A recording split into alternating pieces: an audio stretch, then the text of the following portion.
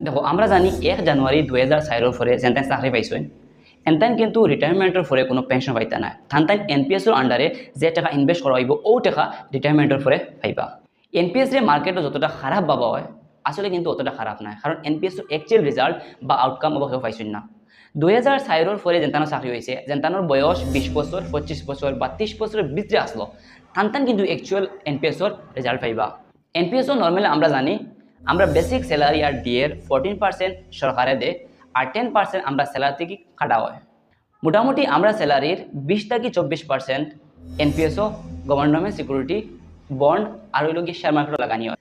আমি যদি annual return 13% করিয়া ধরিয়া একজন এমপ্লয়ির পুরা মানে সার্ভিস লাইফর মান্থলি কন্ট্রিবিউশন যদি আমি 13,000 টাকা করে ধরি 30 বছর পরে তাই পাইবা 5,74,00,000 টাকা।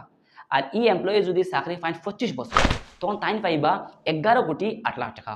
আর ই এমপ্লয়ি যদি চাকরি পাইন 20 বছর তখন কিন্তু বললে বলে হয়ে যাব, কারণ কম্পাউন্ডিং ইন্টারেস্টে এটা বহুত বেশি হয়ে যাব, তখন হইব 21,26,00,000 টাকা। অ্যাকচুয়ালি এনপিএস ওপিএস বহুত বলা, কিন্তু দুইটা কারণে এনপিএসও মানুষের অত ট্রাস্ট নাই। কারণ হইল একটা কারণ হইল গিয়া যেহেতু এটা স্টক মার্কেটে ইনভেস্ট করা হয় তখন একটা রিস্ক থাকে যায় যদি বাই চান্স কোনো ক্রাইসিস বা যুদ্ধ লাগে তখন কিন্তু স্টক মার্কেট ক্রাশ করার চান্স আছে।